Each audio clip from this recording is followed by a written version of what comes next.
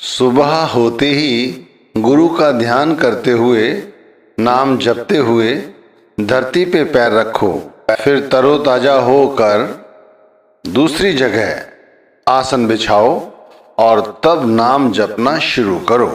ये नहीं कि उसी स्थान पर जहाँ सोए थे उसी स्थान पर बैठे और नाम जप करना शुरू कर दिया। भाई, जिस स्थान पर हम सोते हैं स्त्री के साथ अपनी, वो कहीं ना कहीं दूषित ही रह जाता है और इसीलिए उस पर हमें भजन सुमिरन का अभ्यास नहीं करना चाहिए। एक साधारण से अच्छे आसन पर, जिसे समतल जगह पर बिछाकर बैठो और फिर नाम जपने का अभ्यास शुरू करो। जैसे हम नाम जपना शुरू करते हैं उससे पहले हमें अपनी इंद्रियों के विषय में भी सोचना चाहिए, क्योंकि परमात्म भक्ति में सबसे बड़ी बाधा हमारे लिए इंद्रियां ही हैं। नाम के सुमिरन द्वारा, ध्यान द्वारा, भजन द्वारा इंद्रियों को वश में किया जाता है। कैसे? क्योंकि ध्यान द्वारा, नाम के सुमिरन द्वारा पहले इंद्रियों को छीण करो। हमारी इंद्रियां बहुत ताकतवर हैं, इतनी ताकतवर है कि वो हमें मिनटों सेकंडों में भ्रष्ट कर देती हैं। हमने चाहे कितनी ही प्रतिज्ञा कर रखी हो, कितना ही हमारे अंदर संयम हो, लेकिन जैसे ही इंद्रियों का वेग हमारे सर चढ़ता है, हमसे पाप हो जाता है, हम गलत व्यवहार करने लगते हैं। हम तुरंत भूल जाते हैं कि हम सत्संगी हैं, नामधारी हैं, या हमारी आयु इतनी है। हमें इस तरह की भाषा नहीं बोलनी चाहिए। मिनटों सेकंडों में क्रोध को, मिनटों सेकंडों में लोभ को, अहंकार को, ऐसे विकारों को अपना लेते हैं और नीचे गर्त में गिर जाते हैं। तो हमारी सबसे बड़ी समस्या है इंद्रियां। तो इंद्रियों को वश में करने का सबसे बड़ा साधन है सुमिरन, ध्यान, भजन।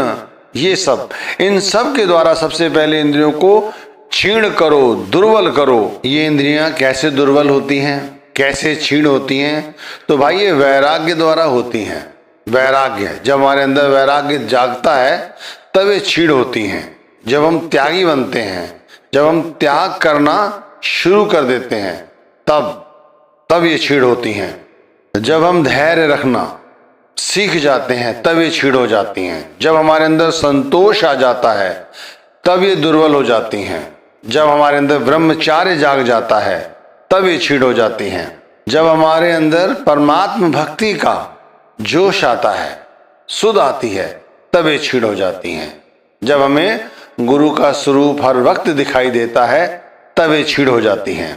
जब हम सत्संग सुनते हैं, सत्संग के साथ अपने आप को जोड़ते हैं, सत्य के साथ जोड़ते हैं, तब ये क्षीण पड़ जाती हैं। कहाँ गई चिंता मिटी, मन हुआ बेपरवाह, जिसको कछु न चाहिए सोई शहंशाह। जब चाह जाती है, इच्छा खत्म होती है, तभी हमारा मन स्थिर होता है, और जब मन स्थिर होता है तभी हम भक्ति कर पाते हैं। कहते भी हैं, उपजत उपजत बहुत उपाई, मन स्थिर भयो तबै तिथ पाई।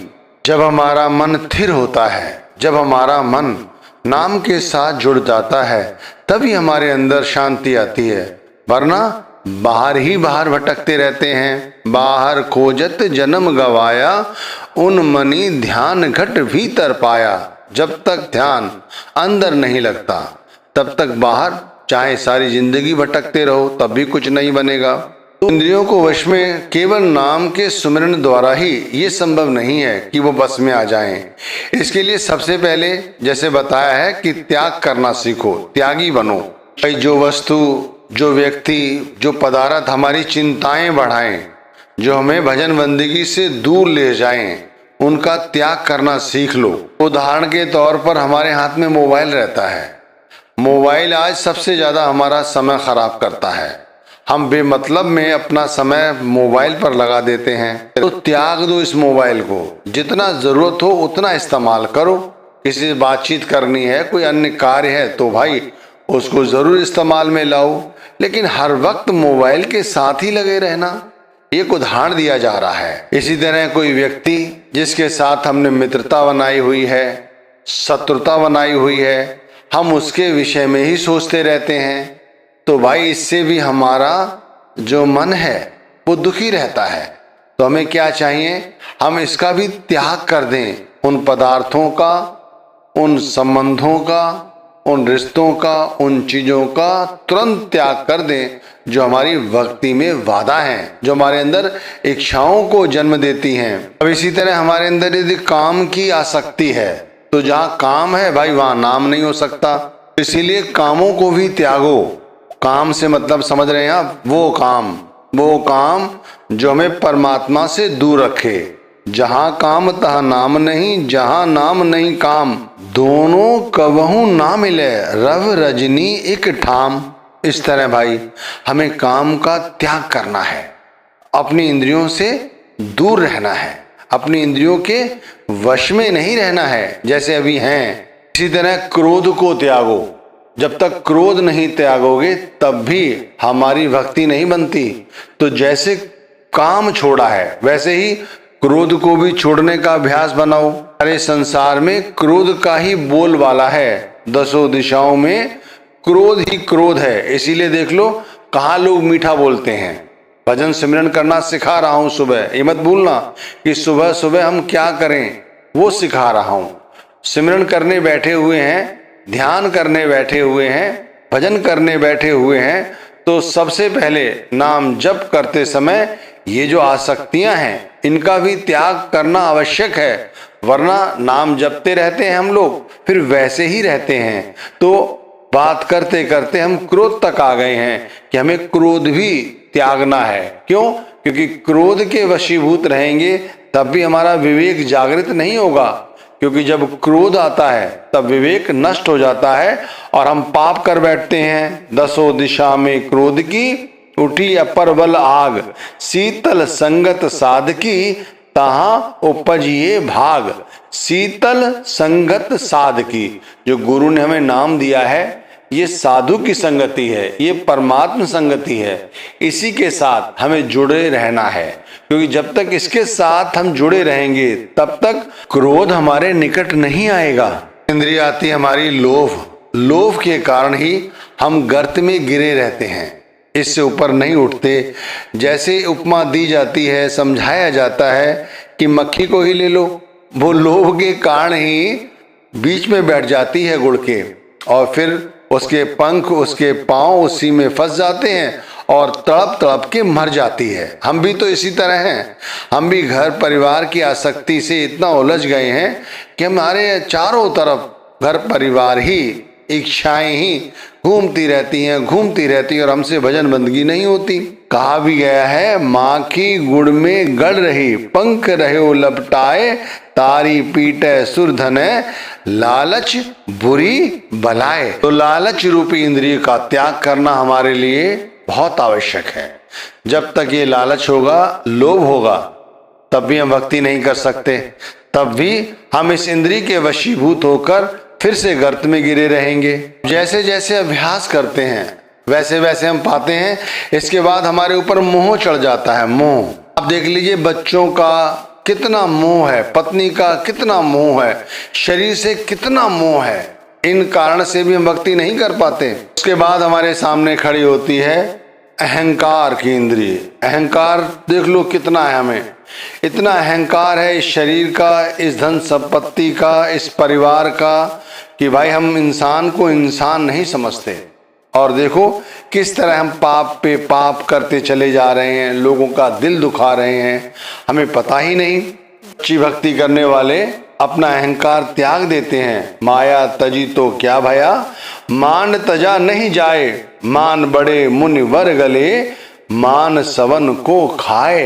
ये अहंकार, इस अहंकार ने ही सभी को दुखी कर रखा है। भाई हम अहंकार किस चीज का करते हैं? शरीर का करते हैं। तो क्या हमने लोगों को मरते हुए नहीं देखा, शरीर की ख्वारी होते नहीं देखा?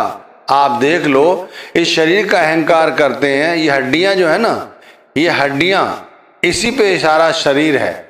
आप देख लो, इन हड्डियों को मांस ने ढक रखा है।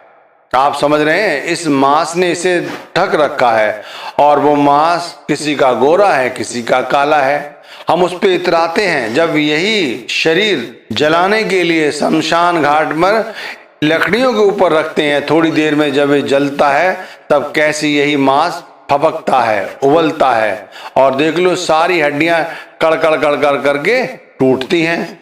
तो फिर अहंकार किस बात का? जब इस शरीर की ऐसी दुर्दशा होनी है, फिर काहे का अहंकार भाई? इसके बाद हमारे लिए आती है तृष्णा। ये तृष्णा कभी नहीं जाती। जिन लोगों के हृदय से तृष्णा निकल जाती है, आप समझ रहे हैं, उसके बाद परमात्म मिलन में ज्यादा देर नहीं रहती। लेकिन नाम ही छोटा जान के दुनिया आगे दीन, जीवन को राजा कहे तृष्णा के आधीन।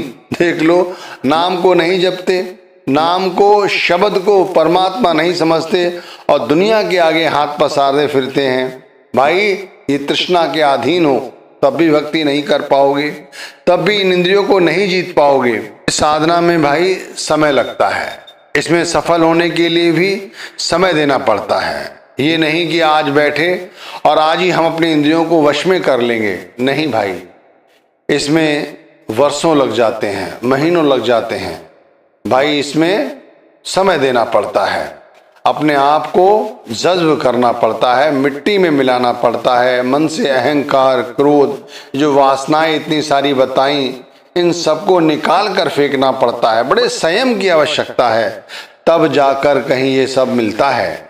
जब तक हमारे अंदर क्षमा नहीं होगी, शील नहीं होगा, संतोष नहीं होगा, तब तक हम इंद्रियों को नहीं जीत सकते भाई।